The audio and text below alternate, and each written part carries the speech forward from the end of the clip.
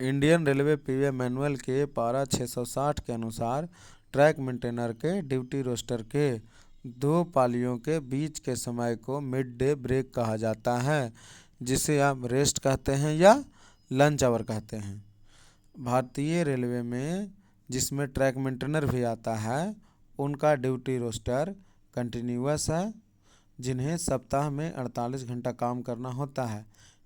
इसीलिए जो भी ट्रैक मेंटेनर लाइन में काम करते हैं उनका ड्यूटी रोस्टर कंटिन्यूअस हुआ। अब चूँकि अभी मैं बताया कि इंडियन रेलवे पीवे मैनुअल के पारा 660 के अनुसार ट्रैक मेंटेनर का ड्यूटी रोस्टर है वो दो पालियों में होता है, तो दो पालियों में होता है जिसे स्प्लिट ड्यूटी रोस्टर कहते हैं। अब हम स्प्लिट ड्यूटी रोस्टर का डेफिनेशन पढ़ते हैं।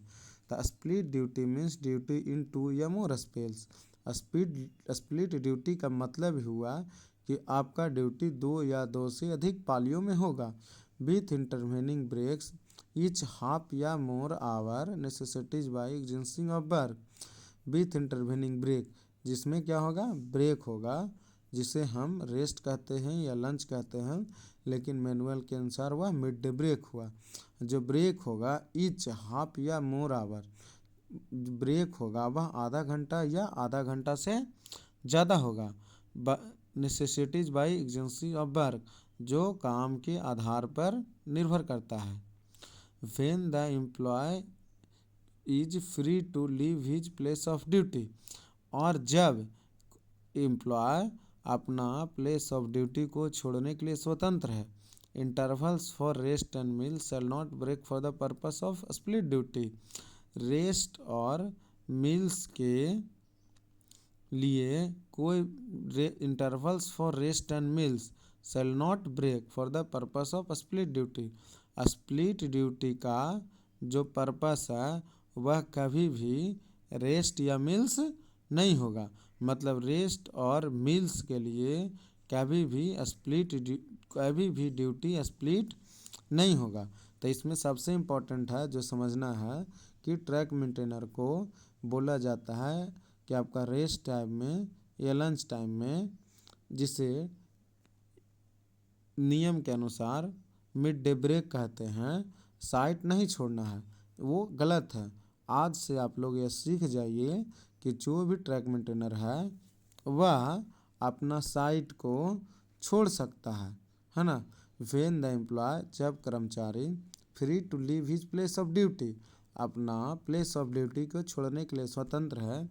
जब कभी हमारे ट्रैक मेंटेनर भाई को यह कहा जाता है कि आप रेस्ट टाइम में या लंच टाइम में साइट पर रहेंगे, तो वह उन्हें गलत कहा जाता है।